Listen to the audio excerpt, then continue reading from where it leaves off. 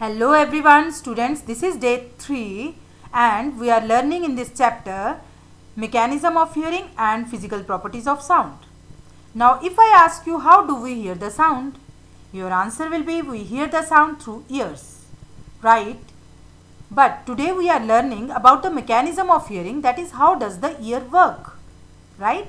So for this, to understand this, let's study the structure of human ear. It consists of three parts. Outer ear, that is made up of funnel shaped pinna. Middle ear consists of ear canal, eardrum and ossicles. In ossicles there are present three bones, that is incus, malleus and stapes.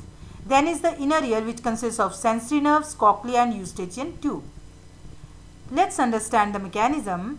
Sound is produced. Sound is nothing but the vibrations, right? Sound travels in the form of vibrations. These are received by pinna.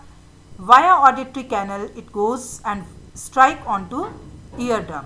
Then what happens is eardrum starts vibrating and it is further transmitted to ear ossicles. Ossicles amplify the sound and this gets transmitted to cochlea. In the cochlea there is present fluid which converts the sound into electrical impulse. Then via sensory nerves this goes to brain and brain gets the signal. This is how we hear the sound. Clear, students? Now this is tympanum or the eardrum. This is the most sensitive part of the human ear. So we must not put a sharp pointed hard thing into our ear. Remember this thing because it can cause injury and can impair hearing. Clear, students? Now let's see how this eardrum vibrates. We will do this activity you can do at home. Take a metal can or plastic can, just remove the upper part. And here stretch a membrane like rubber sheet or of balloon with the help of rubber band and leave the lower end open. Put some grains onto it and just make a sound from the lower open end. You will see that these grains start jumping up and down. This is how the tympanic membrane also vibrates or the eardrum vibrates. Clear, students?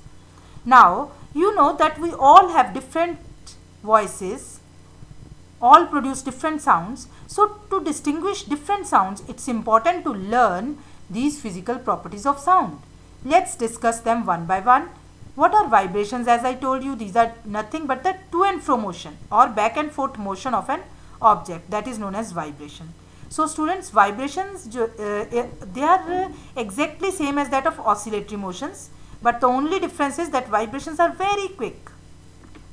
And oscillations you studied in the 7th standard, yes. In lower standard, example of simple pendulum, that is in which we tie a string to a metal ball and hang it like this as shown in the figure. You just hold it and drag it to one side, then leave it. Students, it will start oscillating like this. Have you ever seen a metal pendulum in case of clock? Pendulum in clock that oscillates like this. This is the mean position of the pendulum. It moves this side, then to another extremes, then comes back to its original position, that is known as one oscillation. Motion of the pendulum from one extreme position to other extreme position and is back is called an oscillation. Means A to B, B to C and then back to A. Clear? Next, what is amplitude? Amplitude is the maximum displacement of an oscillating body from its mean position on the either side. This is mean position, A to B, this extreme, then another extreme A to C. Means AB and AC are the amplitudes. Clear? And what is time period? To complete this one oscillation, this A to B, B to C, again back to A, time taken to complete this one oscillation is called time period. Clear? Now frequency and loudness. Frequency is number of oscillations in 1 second. How many oscillations are taken? That is frequency. It's always expressed in hertz. Its units are hertz and expressed as Hz. H should be capital. Now what is loudness? It is that characteristic of sound due to which we can distinguish between a loud sound and soft sound. For example, take a metal glass, you strike it gently with the spoon, right? Sound will be feeble. amplitude can be this much or can be this much if you gently strike. Now strike, just bang it, strike it hard like this, then amplitude is going to be this much more. When amplitude is more, then sound will be loud, isn't it? Similarly, if we take example of small thermocol ball which is very light in weight, just slightly you just strike it like this gently. Its amplitude may be up to here or maybe up to here.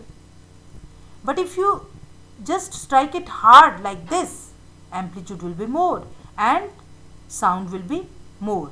Clear, students? And it's directly proportional to amplitude, square of the amplitude. Remember. So sound can be loud and it can be soft, and its units are decibels. Clear? Next is pitch. Pitch is that characteristic of sound due to which we are able to distinguish between high pitched sound and low pitched sounds. Right? If frequency is high, frequency is more, like in whistling. Frequency is more, that is number of vibrations per second are more, then sound will be high pitched. Drum, frequency is less, right? So this will be, sound will be low pitched sound. For example, another example, squeaky voice of babies, that is high pitched sound. Then shrill voice of women, that is high pitched sound. Males, they have low pitched sound. Roaring of lion, that is a low pitched sound. I hope you would be able to distinguish, right, students? Getting my point? This was all for today. Now you have to read page number 163 to 165 and complete the following questions in your notebook. Clear? This was all for today. Thank you very much. Take care.